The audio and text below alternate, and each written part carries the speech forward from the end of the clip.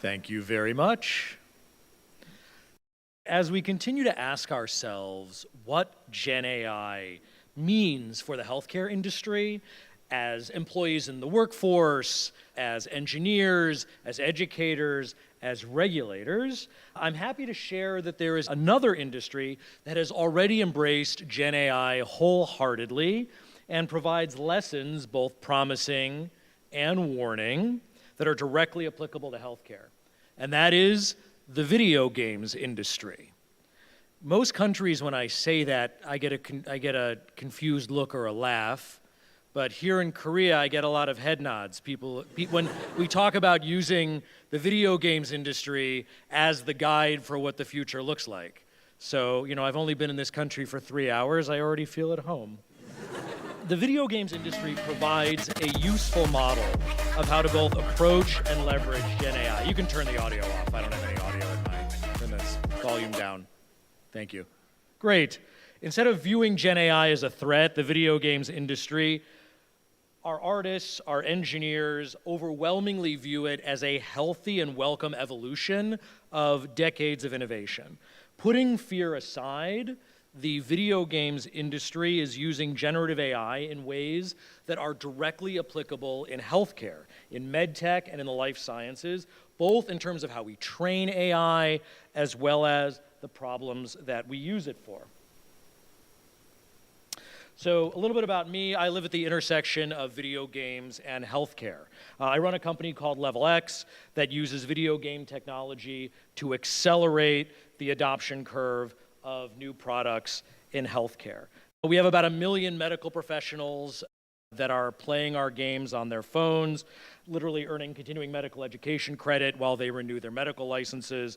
We're working with major pharmaceutical companies like Novartis, Amgen, Novo Nordisk. We work with major medical device companies like Medtronic and Philips to help them sell, market, and train on their products. But to be very clear, I don't actually sell any AI products. I make video games for doctors. So this is not a sales pitch for generative AI products.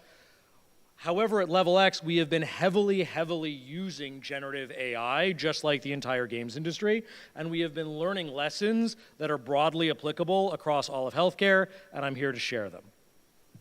So a little bit about me. My background before LevelX is in the video games industry. I used to work at companies like LucasArts, making Star Wars games.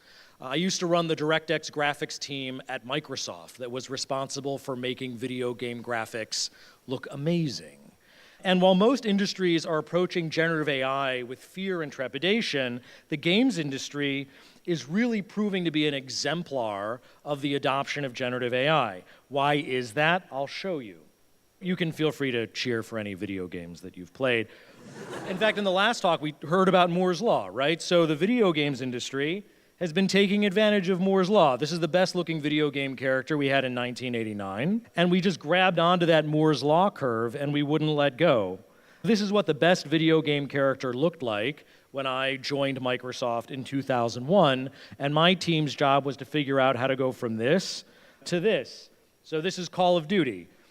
Today, I can zoom into the face of any of the dozen soldiers on screen in the game, and this is what it looks like. This is the level of detail that we're creating video game characters at in modern video games. Because thanks to Moore's Law, every 5 years, video game hardware supports an order of magnitude more content at an order of magnitude higher detail, which creates a huge problem. The game's price doesn't change. So the only solution for us is to make our employees, our artists, our engineers, 100 or 1,000 times more productive. You cannot make this using the same tools that you used to make games 5 or 10 years ago. I'm from Chicago. So imagine you're trying to recreate the entire city of Chicago to create the game of Watch Dogs, down to the empty soda can on the ground. You cannot do this by hand. You cannot do this using the tools we used to make video games a long time ago. And in every generation, the video games industry figures out how to make its artists and designers an order of magnitude more productive. going from drawing pixels to robust tools that let artists model from virtual clay. But even that's not enough.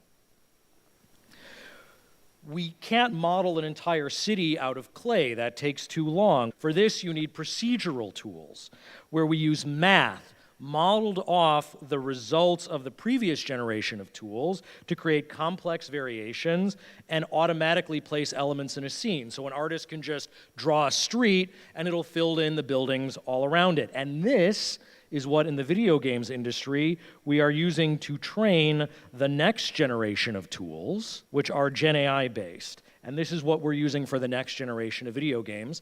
This lesson, however, of using procedurally generated content to train AI systems, highly, highly relevant in healthcare. I'll show you why. So in the last generation, we perfected what we call procedural content generation. So an artist can literally just drag lines to create a building or create a city. So now an artist can basically just, in this scene, they can just grab that mountain or that island and just move it, and the math is going to fill in all the underlying details. This is the expectation of every artist in the video games industry. Any manual work that you were doing 5 years ago is going to be replaced. It's going to be automated. You're going to continually move up the stack. If you're doing the same thing today you were doing 5 years ago, you're doing something wrong. And at Level X, we're using some of these same mathematical procedural techniques to create content to train doctors. In this example, we create a mathematical model of plaque psoriasis that allows an artist, guided by a dermatologist, to simply turn some dials, this is all in real time, and create any variation of the disease. Make the skin cracks deeper, make the region between them look wetter, make it crustier. The imagery just emerges from that model.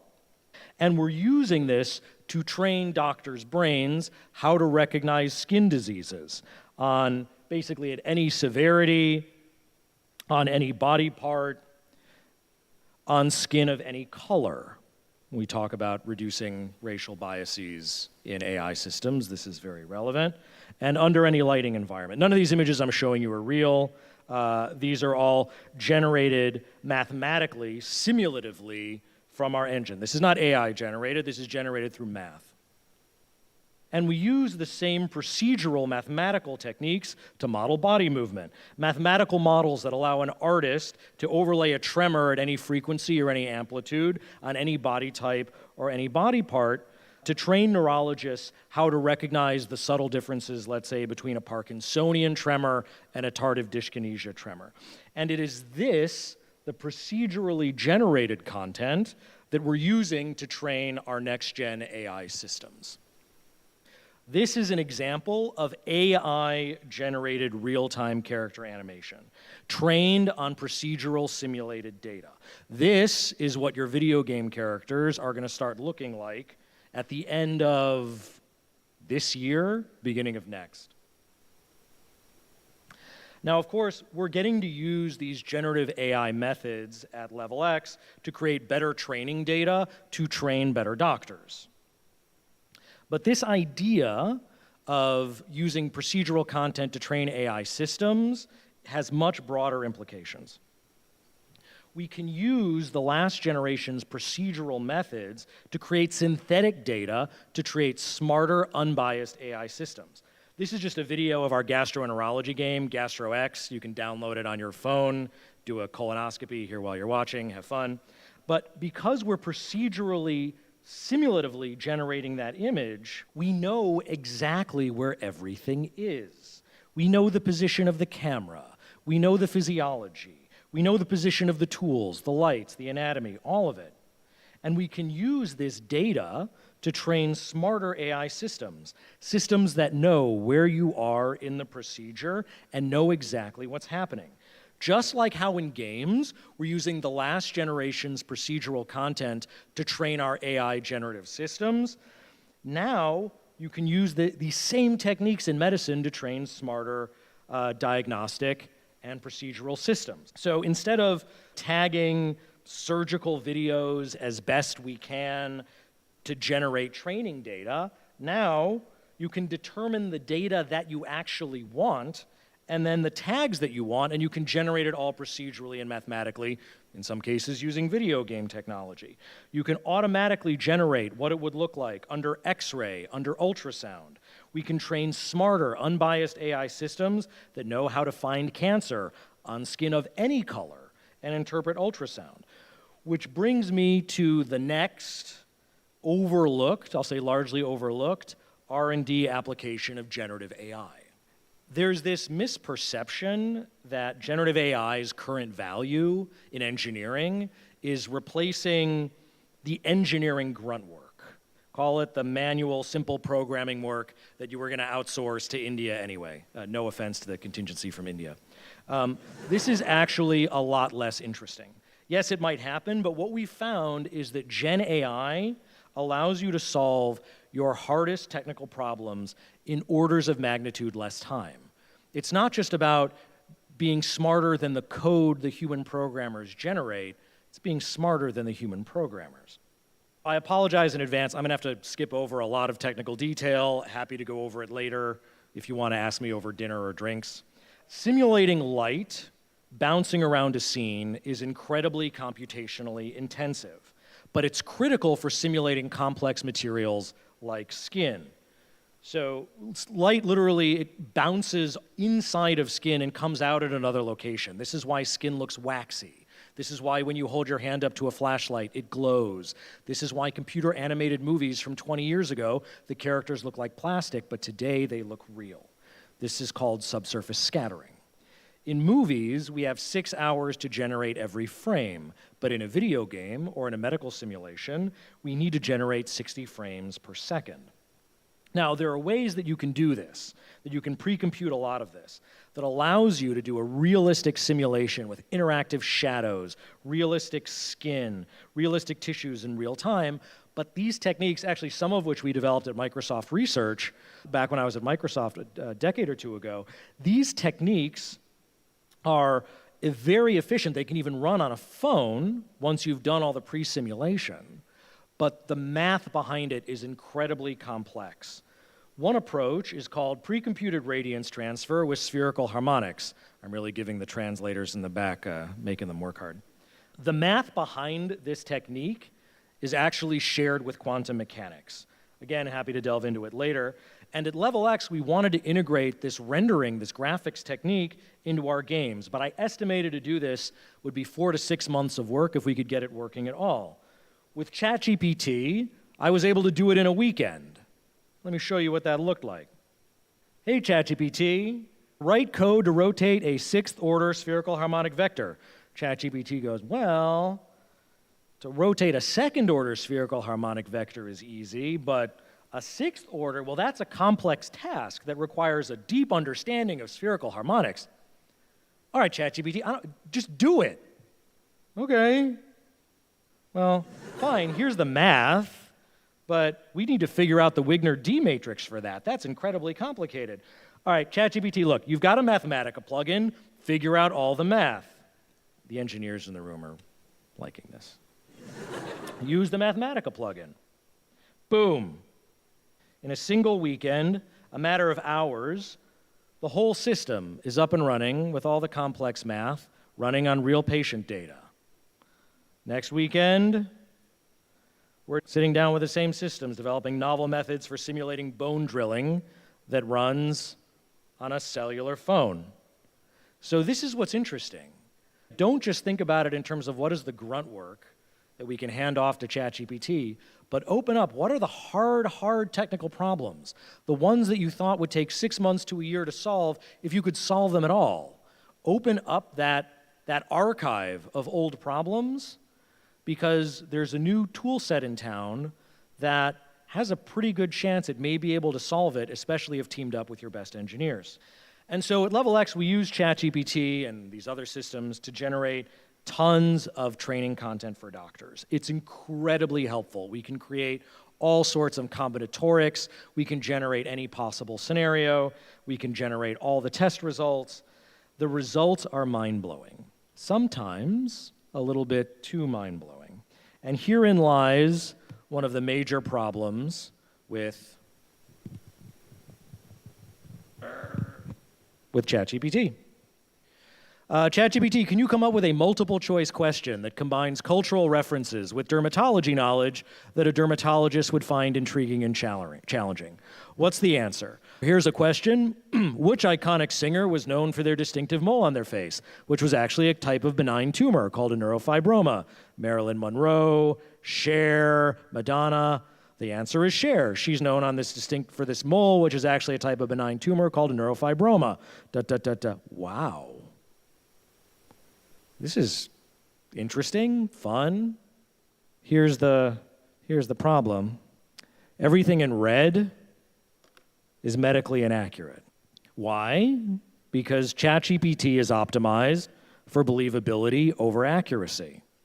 And you need to make sure, this is important from a regulatory perspective, that your editors know that what they are reviewing is AI generated. Because ChatGPT will generate content that a human writer would never say with confidence if they were unsure of the material. A human, when they are unsure about something, will write with less detail. An AI, when it's not sure about something, will write in more detail, and it will make it up. And so one of the things that we find is the same peer review methods that we use with all of our other content to review medical content works with AI-generated content, but with one exception. The editor must be aware that the content is AI-generated, because if they are not, they will make certain assumptions about how humans create things, humans with good intentions create things, and they will miss. And that is why it is crucial that they understand it's AI generated. Where there is a lot of detail is where you need to look with more depth. It will literally make up references. And this is the bigger problem. And like I said, these systems, again, were not designed for medical accuracy. The people that reviewed and gave feedback to ChatGPT could tell ChatGPT, right in the early versions, whether content it was creating was believable or not. It couldn't tell ChatGPT whether the content that it was creating was accurate, medically accurate enough. And this is why, as we saw earlier, precise control over the input data set is so important. All right, this is, I think, probably my most important example. This is by far the most immediate and I think one of the most important applications of generative AI in healthcare. And that is that I am proud to finally announce the death of cheesy medical stock photography. So you know the problem, right? You open up every website you go to, it's the same smiling actor in a white coat, usually holding his stethoscope wrong. The image to the left, he's a dermatologist. The image on the right is a colorectal surgeon. Yeah, enough. There's no excuse for this anymore. All you folks from industry, if I see these actors again, no. Because now, with generative AI, you can generate any doctor of any specialty doing anything you want in any visual style. No more actors. This, if nothing, this is one of the most important applications of generative AI in healthcare. Let's go talk about one more example. As you start looking at what it means when we start combining these systems, right? The ability to create ultra-realistic characters, the ability to have conversations with digital entities, it opens up a whole array of solutions and things that we probably hadn't considered.